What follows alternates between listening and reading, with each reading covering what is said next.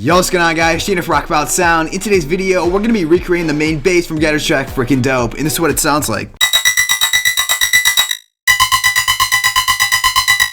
So, super awesome sound here. If you guys like that sound, make sure you guys do me a favor by clicking that like button. You have no idea how much it helps. It literally just gives me an idea of how many of you guys actually like the sound. Also on that note, guys, if you're not already subscribed to this channel, we literally have Serum presets launching every single week. This is the best Serum channel on YouTube, and if you're not subscribed, it's not really us that is getting a loss, it's you as well. So make sure you guys do that as well. But anyways, guys, actually tomorrow we're launching the best future bass pack on the internet. Someone was like, dude, you're like way overhyping this, but literally hear the demo. I'm gonna be posting the demo in a couple days on this channel. This is unreal. All right, I'm not just overhyping it, and you know, it may sound like I'm cocky. I am cocky. That's how confident I am in this pack. I'm not really a cocky guy. I'm cocky about this pack because I know it's that good that it has every right to be cocky. So really, guys, I'm just trying to show you that this is the greatest Serum pack, and I'll be going through that later this week. Basically, if you want some of those presets for free, we actually gave a few away. So if you guys want to download that, link's at the top description. It's the demo version of the pack, and it literally is one of the best Serum packs on the market for future bass music. Anyways, let's go ahead and jump right into this sound. So to start us off, we're going to initialize a preset, and here we have our sawtooth waveform inverted and then at a 50% phase here. I should say flipped, not necessarily inverted, but basically this is what it sounds like. It's not your standard sawtooth, although at first glance it may sound like it. But anyways, we're going to be running frequency modulation from this waveform. So let's go ahead and turn on oscillator B, and we're going to drop oscillator B's because the sound is going to be outputted through oscillator A, since oscillator A is the host. Whoa. My phone just vibrated and that was insanely loud. Anyways, yeah, so let's go ahead and turn on FM from B. Let's turn it up. And as we begin to turn it up, we are intercepting the signal from oscillator B and starting to get this really nice harmonic sound. So anyways, let's go ahead and turn this to about, we'll say like 50 to 53%. And we're actually going to start our modulation cycle here. Basically, if we listen to the original track, we hear the sound, and it really just kind of goes like it's really, really fast, right? So basically we're going to be recreating that in our LFO here. This is kind of similar to the shape that he does. We're going to put this on trigger so it repeats itself, and we're also going to put this at, let's say, 1/16. And first we're going to drop the level.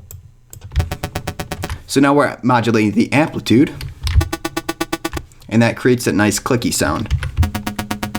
Now we're actually going to modulate the frequency modulation backwards, and that's going to give it a little bit more tone to the sound.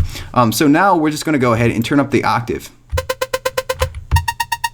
I like it at this octave personally, but he does kind of change the octave on the FM in the original track as he moves throughout the song. So basically I'm going to leave it here. We could also turn it down 2, maybe even turn up to 4, you know, basically whatever you guys want to do in your own music. I feel like I'm saying basically a lot. I'm sorry. It's probably getting annoying.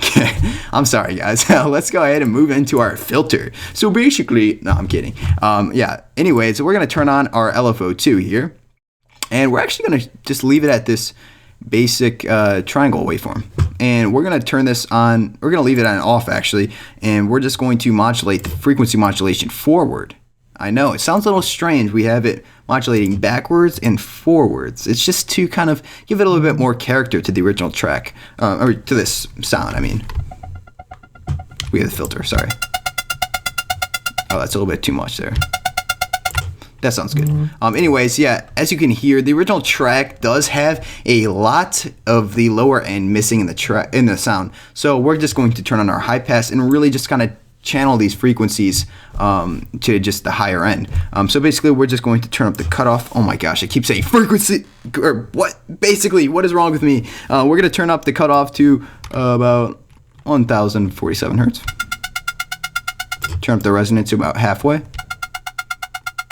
That's going to give it a little bit cleaner sound. And then turn up the drive to about halfway as well.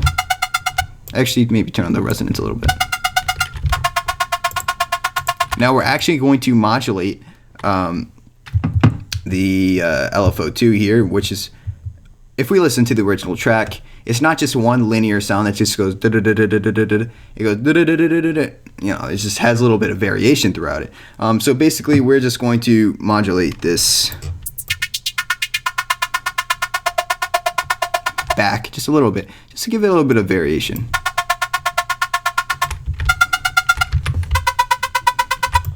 Alright, so now we're actually kind of getting the right tone. We're just going to go ahead and jump into the effects section here. Into the effects, we got hyper. We're going to turn this on, turn the mix to about, I don't know, 37%. And then the dimension size is going to go very, very low, to about 3%. Yeah, that's good. And turn up the mix a little bit.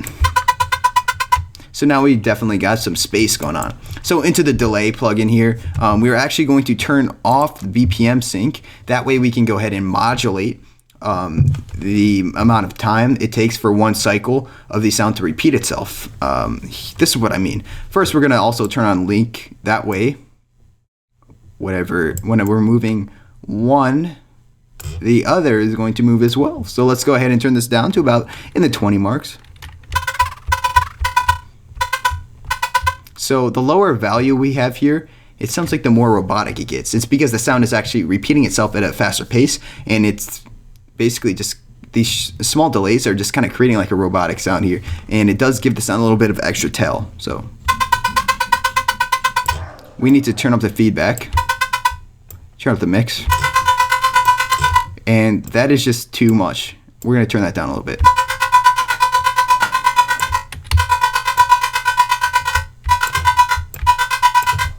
This sounds decent. Now we're going to go ahead and turn on the multi-band compressor. Let's go ahead and take a listen. We're going to turn up the gain as well.